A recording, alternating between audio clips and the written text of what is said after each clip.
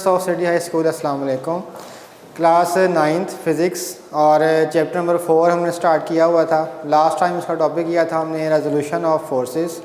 उसी में हमने X component, Y component, resolution of force and perpendicular components को डिस्कस किया था, जो कि एक लॉन्ग क्वेश्चन के कैटेगरी में मैंने आपको बताया था कि वो फॉल करता है। और आज का जो हमारा टॉपिक है वो भी उसी की एक हेडिंग है, उसी का एक पार्ट है, लेकिन ये अलग से पूछा जाता है। इसका तरीक़ाकार ज़रा अलग होगा, लेकिन जो स्टार्टिंग है, जो इनिशियल स्टेज है, वो तकरीबन आपके पास आलमोस्ट सेम टू सेम है।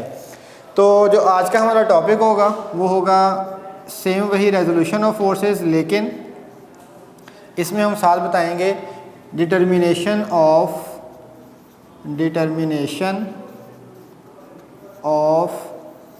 फोर्स, यानी कि इसकी फोर्स हम फाइंड करेंगे, एंड डायरेक्शन, और उसकी डायरेक्शन को डिस्कस किया जाएगा। इस चीज़ को हम कहेंगे determination of force and direction, and this is the second portion of resolution of force. Resolution of forces का ये सेकंड पार्ट है आपके पास जो है। और इसके स्टार्टिंग पे शुरू में जब हम ये क्वेश्चन लिखेंगे, इसका जो इनिशियल स्टेज है वो सेम टू सेम वैसी की वैसी ही है। इसमें भी आपने क्या करना है, डायग्राम बनानी है, इसकी डायग्राम भी वैसी है। उसके बाद इसकी जो आपने शेप है डायग्राम की, उसकी लेबलिंग जो है, डेफिनेशंस हैं, वो आपके पास कंडीशन सेम टू सेम है। डायग्राम पहले मैं ड्रा कर देता हूँ आपको कि इसमें जब हम डायग्राम ड्रा करेंगे, this one is y axis and this one is x axis. ये y एक्सिस है, ये x एक्सिस है, और ये ओरिजिन पॉइंट O है जो है। ठीक है जी। सबसे पहले हमने क्या की, x एक्सिस और y एक्सिस को ड्रा कर लिया, जैसे कि हमने लास्ट लेक्चर में डायग्राम बनाई थी जो है। उसके बाद एक वेक्टर ले लिया। Let us suppose this is a vector which is named as a f। ये आपके पास एक वेक्टर है जिसका नाम क्या लिया था हमने, f वेक्टर लिया था। फिर कल हमने बताया था कि इस कंपोनेंट्स को, एक वेक्टर के दो कंपोनेंट्स थे और उसको हमने रिजॉल्व किया था। वैसे ही इसको इधर भी हम वैसे ही रिजॉल्व करेंगे।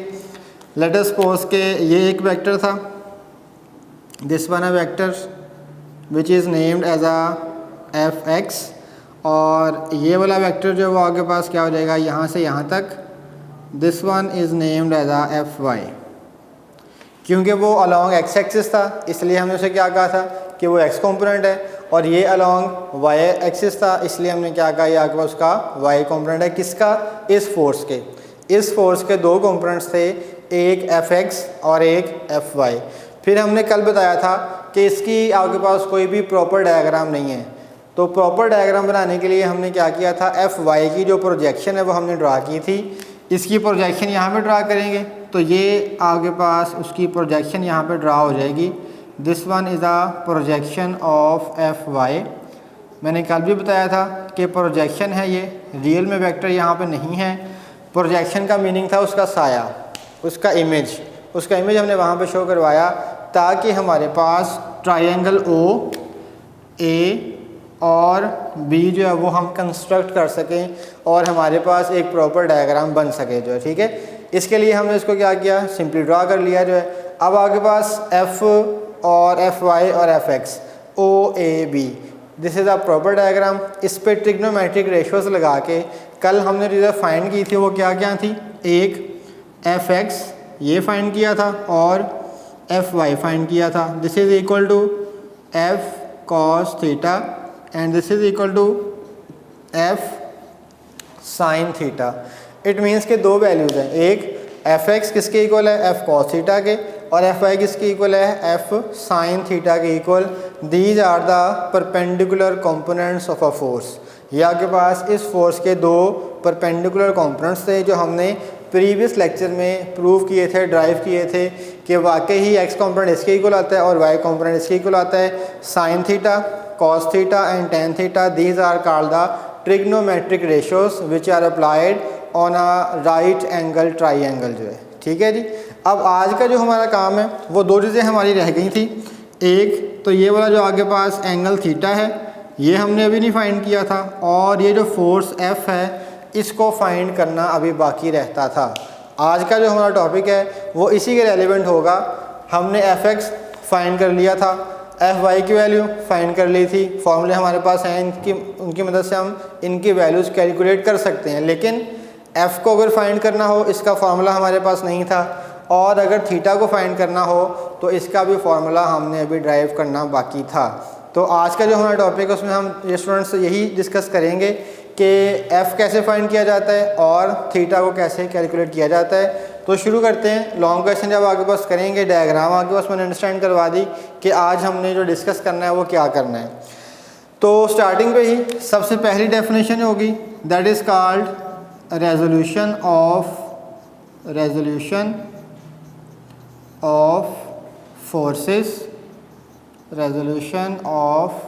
Forces. This is our first definition, और ये वही डेफिनेशन है जो हमने कल लिखी थी, सेम टू सेम वही होगी। इसे हम लिख सकते हैं the splitting of a force,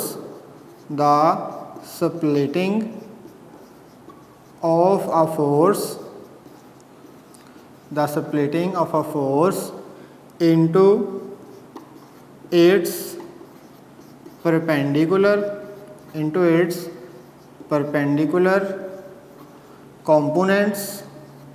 perpendicular components is called resolution of a force। ठीक है जी। तो ये आपके पास कल वाली डेफिनेशन थी, दोबारा इसको एक्सप्लेन कर देता हूँ कि जब हम क्या करते हैं किसी भी वेक्टर को, वेक्टर आपके पास कोई भी है, यहाँ पे हमने वेक्टर क्या लिया हुआ एफ़, ठीक है। एफ़ क्या है? फोर्स है। फोर्स आपके पास क्या है? एक वेक्टर क्वांटिटी है। तो अगर हम एक वेक्टर क्वांटिटी को उसी के परपेंडिकुलर कंपोनेंट्स में रिजॉल्व करते हैं, that is called its splitting of resolution of force. हम क्या कहेंगे कि उसकी हमने क्या कर दी? रेजोल्यूशन कर दी, रिजॉल्व कर दिया। जब हम किसी भी वेक्टर क्वांटिटी को उसी के परपेंडिकुलर कंपोनेंट्स में रिजॉल्व करते हैं। फिर अगली क्वेश्चन जो आगे पास डेफिनेशन आएगी इसमें वो ये था कि हमने डिफ़ाइन करना है कि व्हाट आर परपेंडिकुलर कंपोनेंट्स,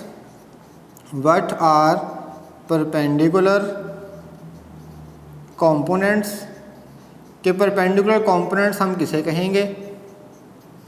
तो जैसे कि मैंने आपको कल बताया था वही डेफिनेशन दोबारा रिवाइज कर रहे हैं हम, जो है लास्ट लेक्चर में भी यही था डिस्कस किया, और आज भी हम वही डिस्कस करेंगे कि perpendicular components are those components of a force which are mutually perpendicular to each other are called perpendicular components और rectangular components। यानी कि देखें डेफिनेशन क्या होगी, those components of a force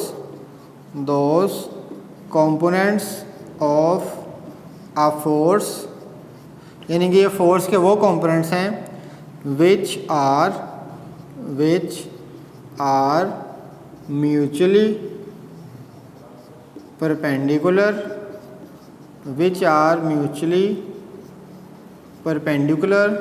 to each other are called perpendicular components, या rectangular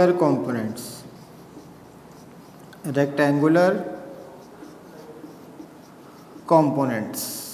ठीक है जी students. तो ये आपके पास दो डेफिनेशन दोनों लॉन्ग में होंगी। अगर ये वाला लॉन्ग आता है उसमें भी आपने ये दोनों डेफिनेशंस और डायग्राम आपने कंसीडर करनी है, लिखनी है वहाँ पे लाजमी जो है।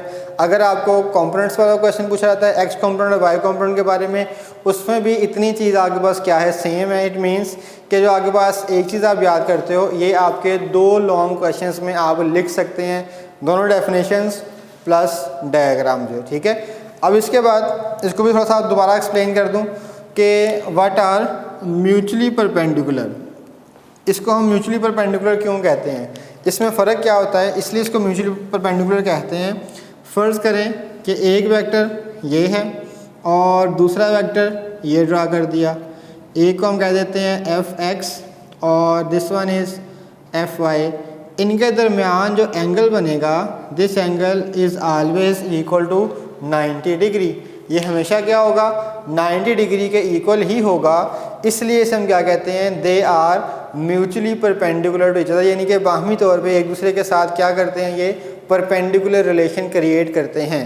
एफ एक्स जो है और वो एफ वाई के परपेंडिकुलर है, और एफ वाई जो है वो एफ एक्स के परपेंडिकुलर है। ऐसे परपेंडिकुलर कंपोनेंट्स को हम क्या नाम देते हैं, परपेंडिकुलर कंपोनेंट्स या रेक्टेंगुलर कंपोनेंट्स जो है। ठीक है, अब हमारा जो आज का था उसमें हमने इसके बाद बताना था कि what is magnitude and direction, यानी कि हमने इसमें फाइंड करनी है मैग्नीट्यूड।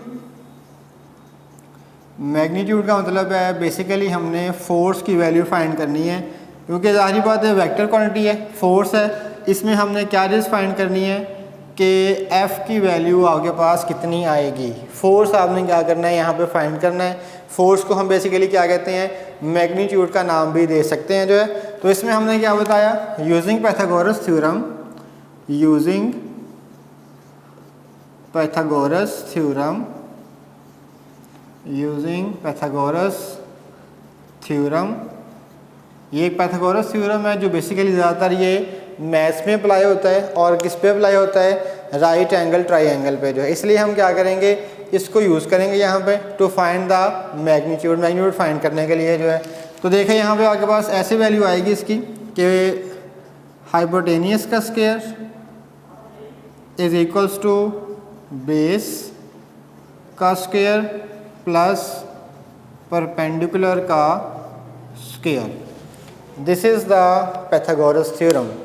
ठीक है, पाइथागोरस थ्योरम इसे कहते हैं, क्या चीज़ है ये, हाइपोटेनियस का square is equal to base का स्क्वायर प्लस परपेंडिकुलर का स्क्वायर, या मैथ में इसको ऐसे भी कहा जाता है C square is equal to A square plus B square. लेकिन वो आगे पास पॉइंट्स का नाम हम कुछ भी रख सकते हैं, लेकिन इसलिए मैंने उससे कन्फ्यूजन से दूर होने के लिए मैंने सिंपल सी आपको जो लेंथ थी उनका ही नाम बताया। मैंने कहा कि हाइपोटेनियस का स्क्वायर होगा इज इक्वल टू बेस का स्क्वायर प्लस परपेंडिकुलर का square.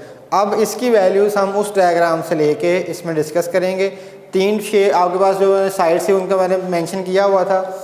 This one O B is called base, इधर साथ में मेंशन कर देता हूँ कि this side is named as a base, this side is perpendicular and this side is hypotenuse.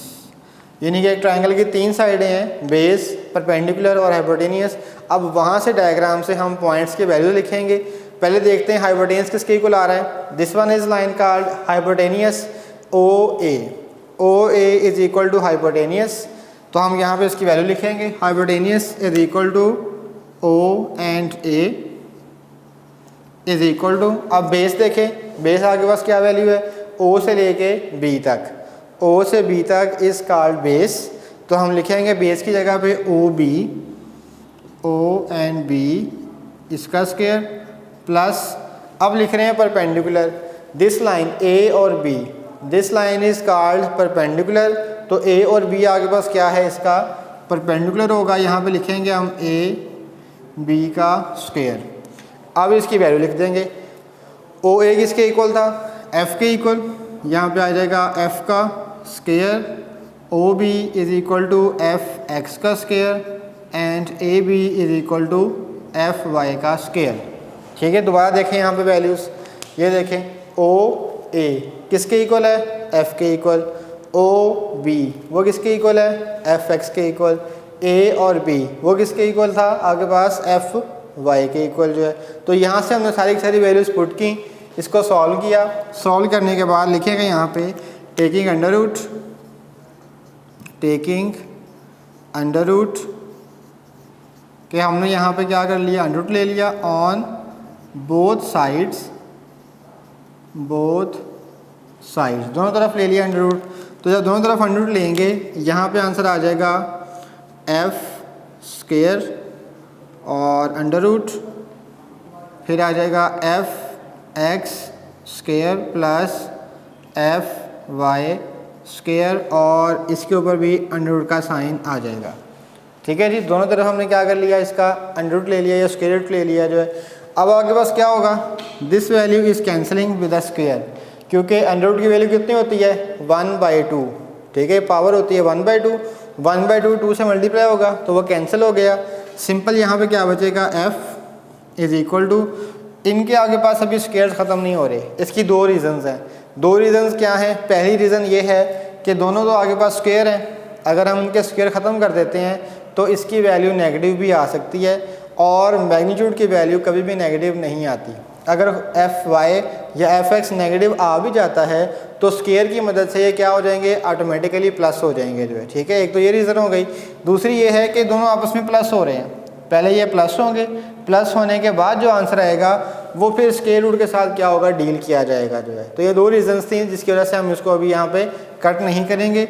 ये सेम टू सेम ऐसे का ऐसे ही आएगा, F X square plus F Y square और under root, and this is the required formula. यही required formula था जो हमें रिक्वायर्ड था टू फाइंड द फोर्स को फाइंड करने के लिए। अब यहाँ पे एक बात हमने और याद रखनी है कि इसकी जो वैल्यू है इसको हम बाज़ दफ़ा ऐसे भी लिख सकते हैं एफ़ और साथ में मॉड, एफ़ मॉड या एफ़ डिटर्मिनेंट। डिटर्मिनेंट का मीन और मॉड का मीन ये हमने मैथ में डिस्कस किया हुआ है। मैथ में आपके पास पढ़ा था कि ये ऐसी वैल्यू है जिसका आंसर कभी भी नेगेटिव नहीं आता। अगर मॉड आपके पास इसकी प्रॉपर्टी ये थी, क्लास 9th में ही आप डिस्कस करेंगे, चैप्टर 7 के अंदर है मैथ्स में, कि मॉड आपके पास एक ऐसी जो है वो ऑपरेटर है जो क्या करता है?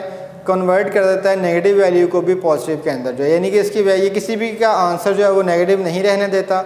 इसलिए हम इसको क्या कह सकते हैं? F mod is equal to F X square and plus F Y square और कंप्लीट अंडर रूट। इसके बाद अब आपके पास कौन सी चीज़ रह गई? एफ़ की वैल्यू आपने फाइंड कर ली, अब रह गया थीटा फाइंड करना। तो एंगल जो आपके पास क्रिएट हो रहा है वो हम क्या करेंगे? एफ वाई और एफ एक्स को बीच में शामिल करके फाइंड करेंगे। उसका जो हेडिंग होगी, that heading will be equals to direction, कि इसकी जो डायरेक्शन है वो क्या होगी वो हम डिस्कस करेंगे।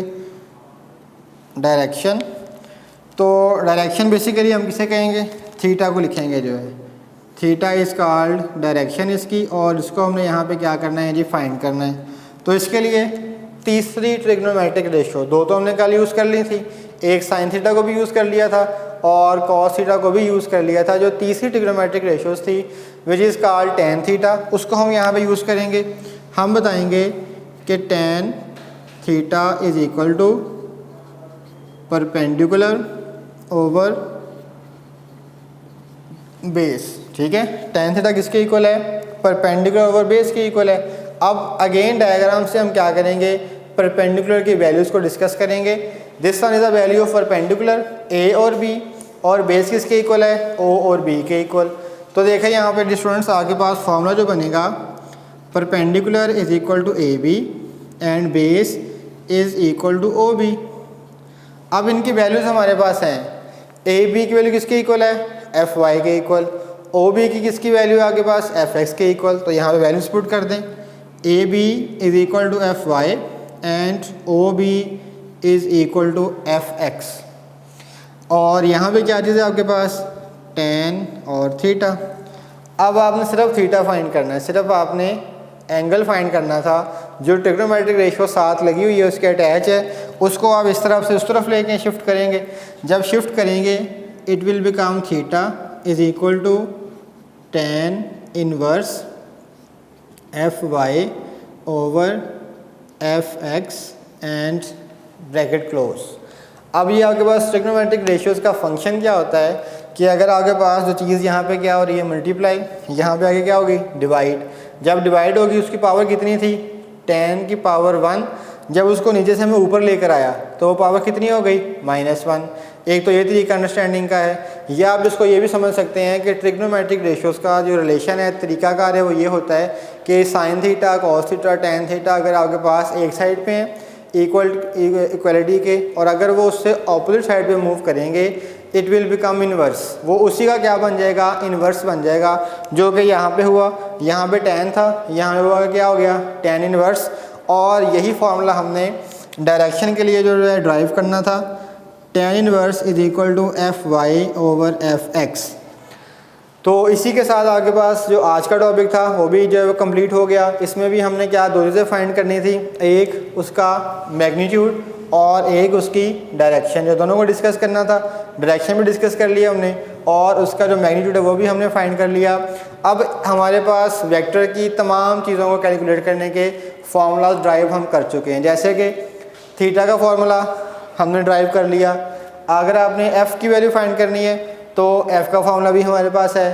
अगर आपने एफ एक्स फाइंड करना है तो एफ एक्स फाइंड करने का फार्मूला ये आपके पास लिखे हुए हैं, एफ एक्स भी हम फाइंड कर सकते हैं। अगर आपने एफ वाई फाइंड करना है उसका भी फार्मूला हमने ड्राइव कर लिया जो है। इट मीन्स के आप अगर हम क्या करते हैं, किसी भी एक वेक्टर को उसके परपेंडिकुलर कंपोनेंट्स में फाइंड करते हैं तो उसकी मदद से हमारे पास हर चीज़ कैलकुलेट हो सकती है। हमारे पास ईच एंड एवरी फार्मूला हमने ड्राइव कर लिया है जो है।